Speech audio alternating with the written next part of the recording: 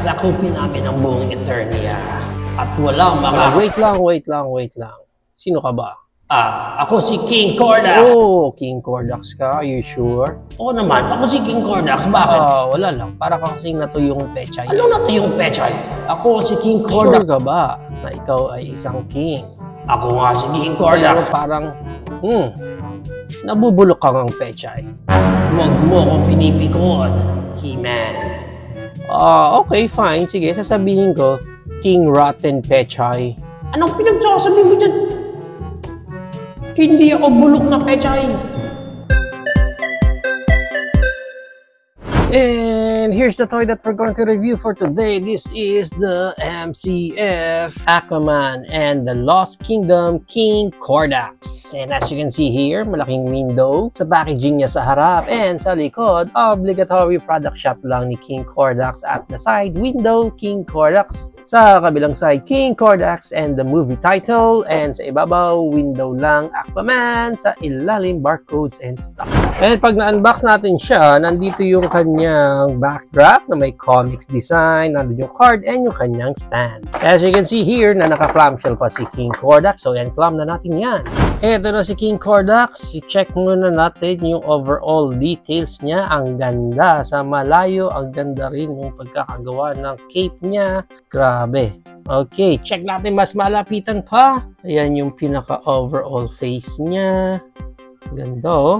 Pero parang medyo nakukulangan ako sa pagka-weathering lang sa kanya. Pero ang ganda ng details. Wow, look at this. Ang ganda, no? Okay yung pagkakagawa talaga. Yung texture ng mukha. So creepy, so eerie. Even yung mga ngipin niya dyan. Ganda ng details. Yung body pa niya, sa hands, sa arms. Even yung sa abs niya. Ganda. Yung skirt niya, ang lupit ng details, yung texture. Ayan, hanggang sa boots niya sa baba, hanggang sa paa. Ang ganda nung combination ng brown na ginamit and yung parang moss green na ginamit din sa kanya. Yung cape niya sa likod, oh. Grabe, ang ganda. May day priest talaga siya dito. Pag tinamaan ng ilaw, akala mo talaga totoo. Even yung texture ng cape niya. Grabe, ganda. Even yung likod ng cape niya, oh, hindi lang siya basta simpleng cape. Talaga may texture pa rin. Skirt pa niya sa likod. Wow! Grabe, ang ganda. Ang ganda lang details dito ni King Cordax. Now, para sa kanyang articulation, yung head niya is narorotate yan. 360. Although parang may rubber yung sa atin. Bumabalik-balik eh. And then, may look up siya na ganyan, ganda. And look down na ganyan, ang ganda rin. Itong sa head niya pala, soft rubber na itong mga to. Yan, yung mga effect niya dyan. Shoulder pads niya, rubberish na rin itong taas na yan. And yung kanyang creed moment, meron ba siyang creed moment? Konti lang yung kanyang creed moment. Parang hanggang ganyan yung kanyang arms wide open. And then, narorotate siya 360. Yung bicep niya narorotate din 360 and yung kanyang elbow bend is double jointed. Ayan o, dalawa, which is good. Ang ganda nung pagkaka-elbow bend niya dyan. Next yan is yung kamay niya narorotate 360. May down na ganyan and up na ganyan. Sunod niya, meron siyang ab crunch dito. Yan, pwede siya mag-final countdown ng konti. And then, may swivel and then konting sides. And then, sa pinaka-waist niya, doon pwede nang ma-rotate 360. And then, ball jointed yun. So, meron din siyang mga articulation dyan.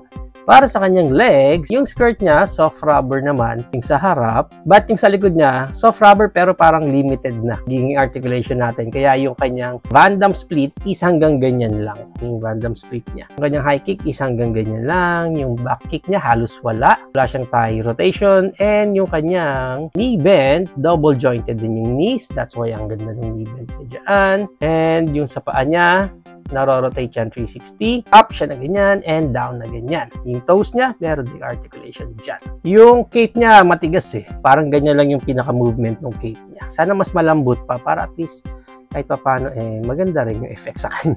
May accessories na kasama itong King Cordax natin, which is yung kanyang trident. Yan ang pinaka-itsura niyan. Black lang eh. Black yung trident niya dito. And then, yan ang itsura niyan. Ganda rin. Design. And matulis talaga siya, pero soft naman na yung rubber niya dyan. Ayan yung hawakan. Everything, yan, ganda. Cool. And then, pag pinahawak natin sa kanya, dito lang sa right hand niya, kasi sa kabila, naka-open palm siya dyan. Wala siyang any alt hands. So, kung hahawakan niya yan, pag ganyan yan. Yan. Anyway, ang hirap isiksik dun sa pinakalooban ng fingers niya. Yan, okay, yan, hanggang ganyan. Pero lumuluwag talaga. Anyway, yan ang si King Kordax pag hawak niya kanyang trident. Para sa height niya, check natin, simula pa hanggang sa tuktok na lang ng kanyang crown.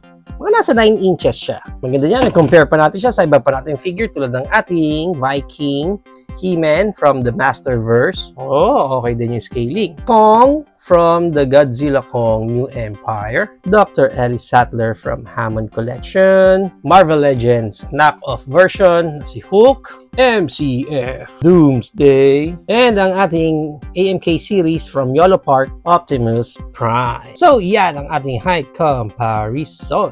If you're planning to avail this King Kordax, ang price range niya is around 600 pesos up to 1,600 pesos. Depende na lang again kung saang specific market kayo makakakuha nito or makakakuha na rin kayo ng naka-sale na.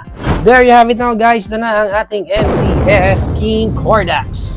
And buti na lang talaga kumuha ako nito nung mababa na yung price niya. And matagal ko na talaga gustong kumuha ng King Kordax na to kasi nung nakita ko siya, napakasulit naman talaga nung texture niya and nung overall design niya. So, ang ganda, di ba? Tapos babagay talaga siya dun sa tema nung magiging collection ko. Although, buti na lang, hindi ko pa siya nakuha sa kanyang SRP kasi bumaba pa talaga yung price na itong King Kordax na to, na even sa mall, nag-sale na lang siya for around 600 pesos. I don't know right now kung meron pa, but I'm glad at least nakakuha na ako ng King Kordax ko.